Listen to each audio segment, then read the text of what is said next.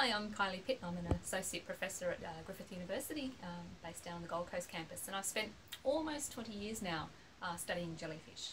And one of the species that I've studied probably most intensively is the blue blubber, which is the species that's been forming really big blooms in Moreton Bay over the last few weeks.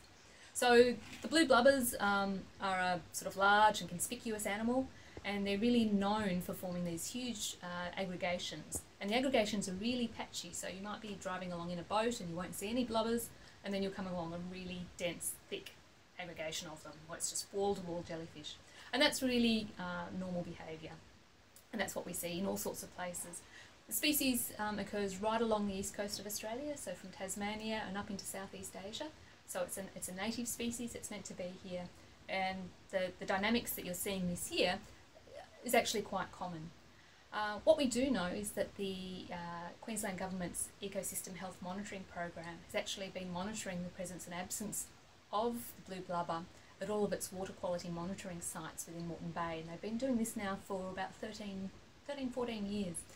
And from looking at those data, we know that the populations of the blue blubber actually cycle. So you'll have about 3 or 4 years where they'll be really abundant, and then you'll have 3 or 4 years where they'll be very rare and you're unlikely to see any of them. And so we're actually just in part of the cycle now where they've been really abundant, and in fact they've been really common in the bay for the last 2 summers as well. So it may be that in the next couple of years we'll see their numbers decline. So where do they go? So the jellyfish, or the blue blubbers, or what we recognise as being a jellyfish, is actually just one part of a complex life cycle. So that's the adult stage, and you have separate male and female jellyfish.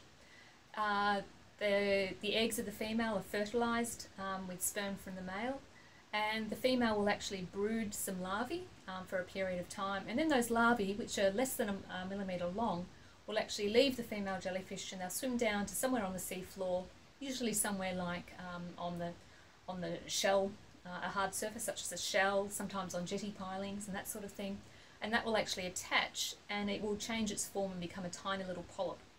So those polyps are only, well, again, less than a millimetre high, so you can't really see them if you're swimming or snorkeling.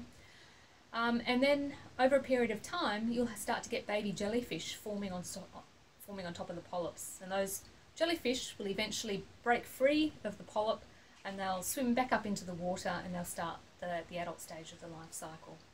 So they have a very seasonal life cycle. They'll be producing larvae and polyps during summer, and then those polyps will remain over winter, and then when it comes around to the next spring, that's when the baby jellyfish will be produced. So that's the reason why you see them in summer.